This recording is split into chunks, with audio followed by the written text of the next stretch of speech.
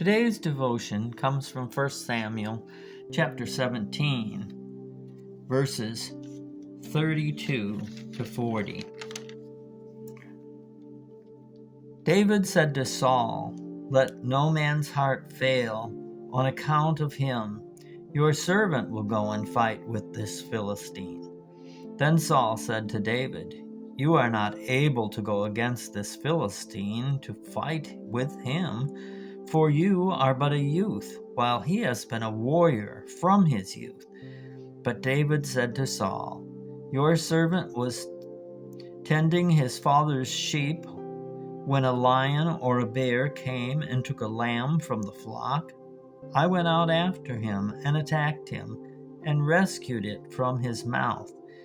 And when he rose up against me, I seized him by his beard and struck him and killed him. Your servant has killed both the lion and the bear. And this uncircumcised Philistine will be like one of them, since he has taunted the armies of the living God."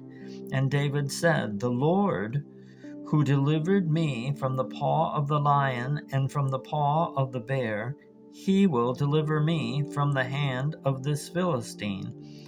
And Saul said to David, "Go, and may the Lord be with you."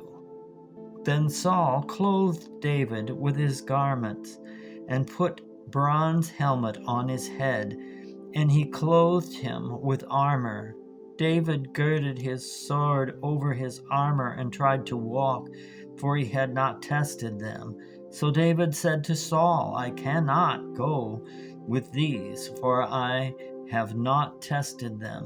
And David took them off, and he took his stick in his hand and chose for himself 5 smooth stones from the brook, and put them in the shepherd's bag which he had even in his pouch, and his sling was in his hand, and he approached the Philistine.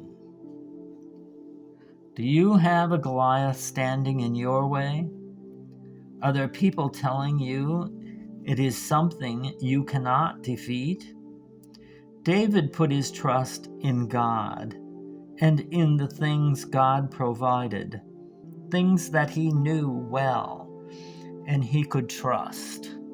He chose 5 smooth stones and put them in his trusted shepherd's bag, something he was very familiar with, and his sling was in his hand.